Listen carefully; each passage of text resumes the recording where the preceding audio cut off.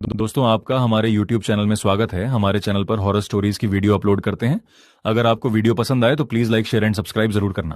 राजस्थान के रेगिस्तान के बीच एक छोटा सा गांव था, भैरवगढ़। दिन में यह गांव बिल्कुल सामान्य लगता था, लेकिन सूरज ढलते ही गांव के लोग अपने घरों के दरवाजे बंद कर लेते थे, क्योंकि गांव के बाहर एक पुराना तालाब था, जिसके बारे में कहा जाता था कि वहां से रात को बच्चों के हंसने की आवाज आती थी, और जो भी उस आवाज का पीछा करता वह कभी वापस नहीं लौटता था। दादाजी, क्या ये सब सच है? काश ये झूठ होता बेटा। तालाब में ऐसा क्या है? आज से 50 साल पहले वहां एक तांत्रिक रहता था।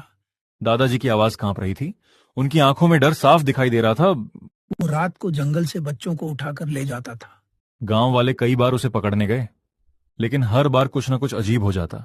कभी लोग रास्ता भूल जाते, कभी उन्हें जंगल में किसी के रोने की आवाज सुनाई देती, कभी उनके सामने अपने ही परिवार के लोग दिखाई देते, लेकिन वे असली नहीं होते थे। आखिर एक दिन पूरे गांव ने मिलकर उस तांत्रिक को तालाब के किनारे घेर लिया।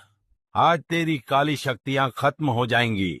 मुझे मार सकते हो, लेकिन मेरे श्राप को कहकर नहीं। काल भैरव तालाब में कूद गया, और फिर वह कभी दिखाई नहीं दिया। लेकिन उसी दिन से तालाब शापित हो गया। लोग अभी भी उससे डरते हैं। क्योंकि हर साल एक बच्चा गायब हो जाता है। यह सुनकर रोहन के शरीर में सिहरन दौड़ गई, लेकिन उसे लगा कि दादाजी सिर्फ पुरानी कहानियां सुना रहे हैं। उसे नहीं पता था कि उसी रात उसका नाम उस श्राप से जुड़ने वाला था। रात के ठीक 12 बजे रोहन की नींद अचानक खुल गई। उसे बाहर से किसी बच्चे के हंसने की आवाज सुनाई दी। रोहन, कौन है? बाहर आओ। रोहन खिड़की तक गया। बाहर अंधेरा था, लेकिन सड़क के बीच एक छोटा लड़का खड़ा था। उसकी पीठ रोहन की तरफ थी। अरे, तुम कौन हो? चलो मेरे साथ।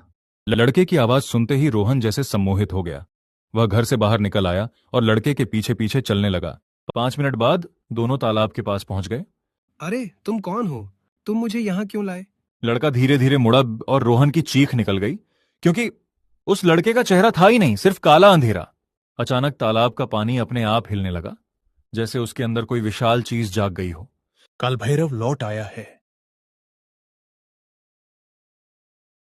तालाब के बीचों बीच 2 लाल चमकती आंखें जल रही थीं। रोहन का पूरा शरीर डर से कांप रहा था। अचानक तालाब का पानी गोल गोल घूमने लगा। धीरे धीरे पानी के बीच एक पत्थर का प्राचीन मंदिर दिखाई देने लगा।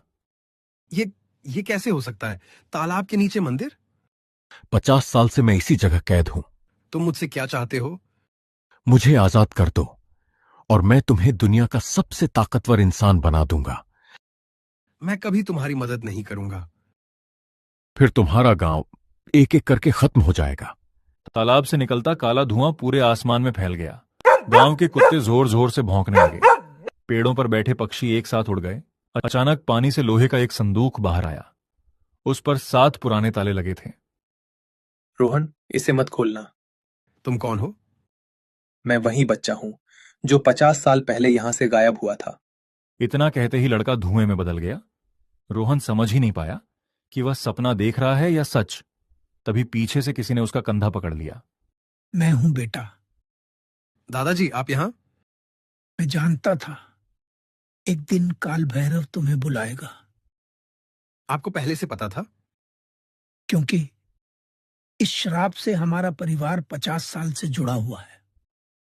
जिस दिन काल भैरव तालाब में कूदा था, उस दिन उसे रोकने वाला इंसान तुम्हारा परदादा था। रोहन के पैरों तले जमीन खिसक गई। उसे पहली बार समझ आया कि यह लड़ाई सिर्फ उसकी नहीं, पूरे परिवार की है। अगली अमावस्या तक या तो मैं आजाद हो जाऊंगा या तुम्हारा पूरा परिवार खत्म हो जाएगा। इतना कहते ही तालाब का पानी अचानक शांत हो गया। लाल आंखें गायब हो गईं, लेकिन संदूक अब भी किनारे पर रखा था। दादाजी उसे देखते ही घबरा गए। रोहन, इसे मत खोलना। लेकिन इसमें क्या है?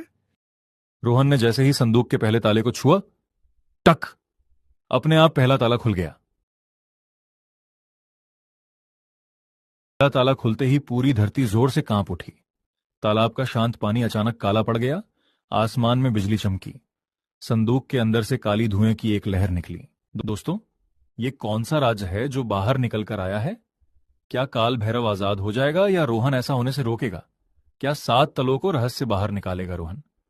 मुझे तो कुछ समझ में नहीं आ रहा कि ये हॉरर सीन है या एडवेंचर से भरा हुआ, लेकिन इतना जरूर पता है कि इंटरेस्टिंग जरूर। मुझे तो सस्पेंस पसंद और आपको भी जरूर पसंद होगा। चलो देखते हैं। रोहन, पीछे हट। लेकिन अब बहुत देर हो चुकी थी। धुएं से एक भयानक छाया निकली जिसकी 2 लाल आंखें अंगारों की तरह चमक रही थीं। 7 में से पहला बंधन टूट चुका है, अब मुझे कोई नहीं रोक सकता। मैं तुम्हें कभी आजाद नहीं होने दूंगा। उसी समय मंदिर के शिखर से सुनहरी रोशनी निकली। उस रोशनी में सफेद वस्त्र पहने एक रहस्यमयी साधु प्रकट हुए। रोहन, अगर 7 ताले खुल गए तो पूरी दुनिया अंधकार में डूब जाएगी। तो मैं क्या करूं?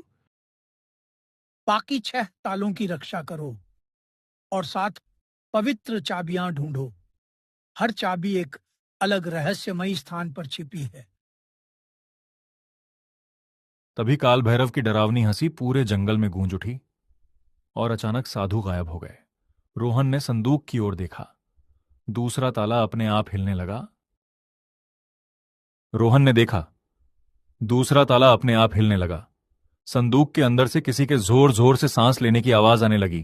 टक टक टक। हर आवाज के साथ पूरा जंगल कांपने लगा। अचानक साधु की आवाज हवा में गूंजी। रोहन ने देखा, दूसरा ताला अपने आप हिलने लगा।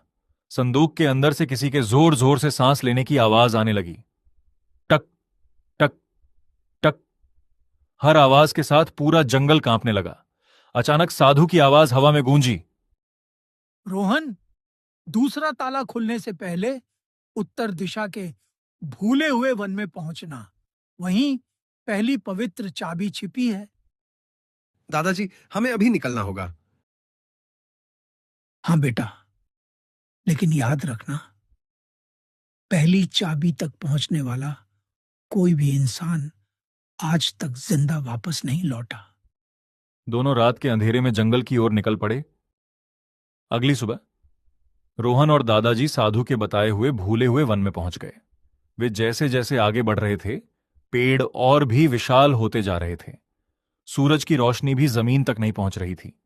अचानक उन्हें एक टूटा हुआ विशाल पत्थर का द्वार दिखाई दिया। उस पर लिखा था, जो भीतर गया वह कभी लौटकर नहीं आया। यही है भूला हुआ वन। अंदर कदम रखते ही रास्ता अपने आप बदलने लगा। वापस बाहर निकलने का रास्ता गायब हो चुका था। तभी चारों ओर बच्चों के रोने की आवाजें आने लगीं। रोहन डर गया, लेकिन साधु की बात याद आई। डर ही इस जंगल का सबसे बड़ा हथियार है। तभी सामने एक हरे रंग का राक्षस प्रकट हुआ, जिसके हाथ में लोहे की तलवार थी और वह बहुत बड़ा था। पहली चाबी चाहिए तो पहले मुझे हराओ। राक्षस ने जमीन पर तलवार मारी। पूरा जंगल हिल गया। रोहन और दादाजी दूर जा गिरे। तभी रोहन की जेब में रखा साधु का दिया हुआ ताबीज चमकने लगा। सुनहरी रोशनी पूरे जंगल में फैल गई। राक्षस दर्द से चिल्लाने लगा। रोहन ने नीचे देखा।